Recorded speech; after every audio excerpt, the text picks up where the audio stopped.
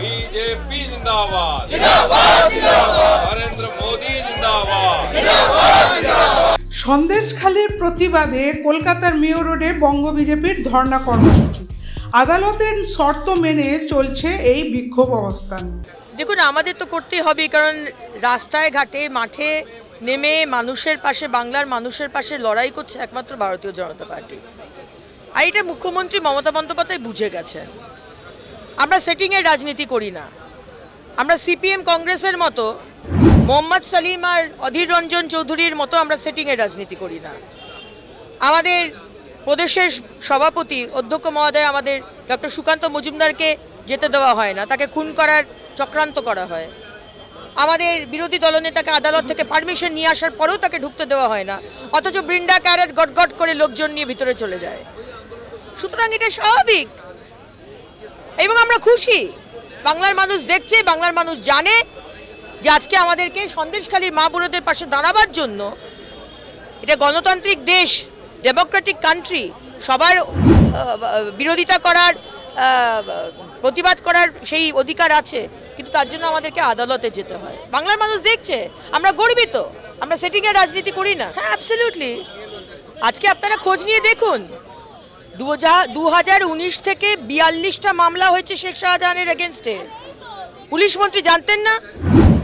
প্রত্যেকটা এফআইআর শেখ শাহজাহানের এগেনস্টে, কিন্তু চার্জশিটে শেখ শাহজাহানের নাম নেই। 2019-এ 3জন বিজেপি কর্মীকে খুন করার অপরাধে তাকে নেজার থানাতে ধরে নিয়ে আসা হয়।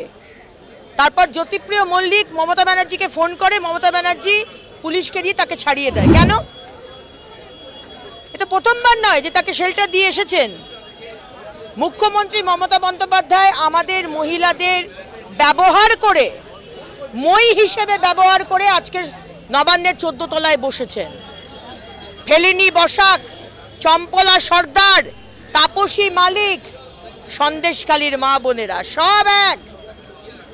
উনি শুধু ব্যবহার করে গেছেন আর শুধু নিজের বেনিফিটটাই উনি দেখেছেন। রাজনৈতিক কর্মী নির্বাচিত হোক আর পরাজিত হোক, বিধানসভা হোক, রাজ্যসভা কিংবা লোকসভা হোক, অথবা চায়ের দোকান হোক কিংবা বিশ্ববিদ্যালয়ের ক্যাম্পাস হোক, মানুষের মাঝখানে পার্টির কথা বলা এবং কাজ করা যে কোনো রাজনৈতিক কর্মীরই কাজ। তার জন্য বিশেষ কোনো প্ল্যাটফর্মের প্রয়োজন হয় না।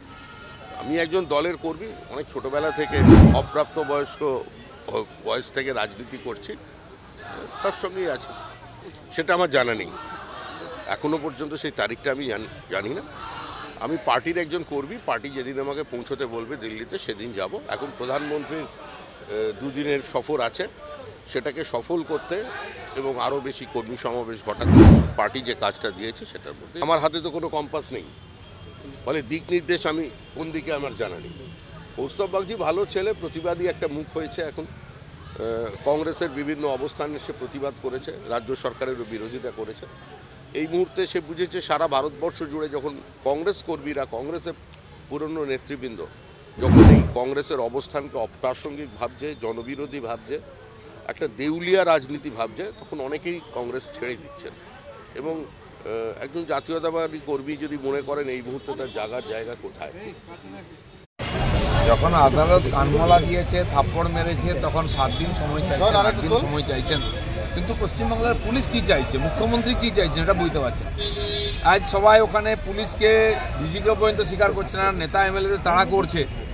মুখ্যমন্ত্রীকে জবাব দেওয়া উচিত।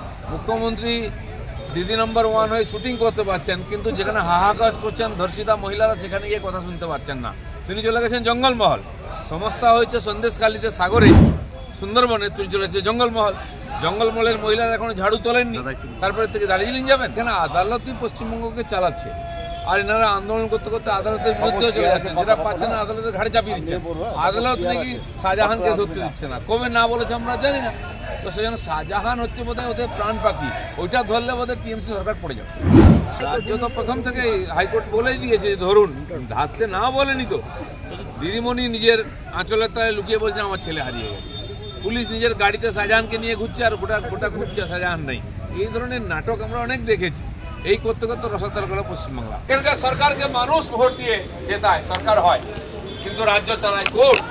আদালত না বললে কোনো কাজ হবে না, এরা কিছু করবে না, করতে দেবে না। মমতা ব্যানার্জি গেছেন জঙ্গলমহলে, কি বলেছেন?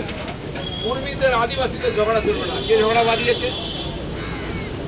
আজ কুর্মীরা তাদের জাতিসত্তা ট্রাইবাল রিজার্ভেশনের জন্য আন্দোলন করছেন। আপনারা শুনলে অবাক হয়ে যাবেন, সন্দেশখালীর যিনি বিধায়ক তিনি একজন কুর্মী।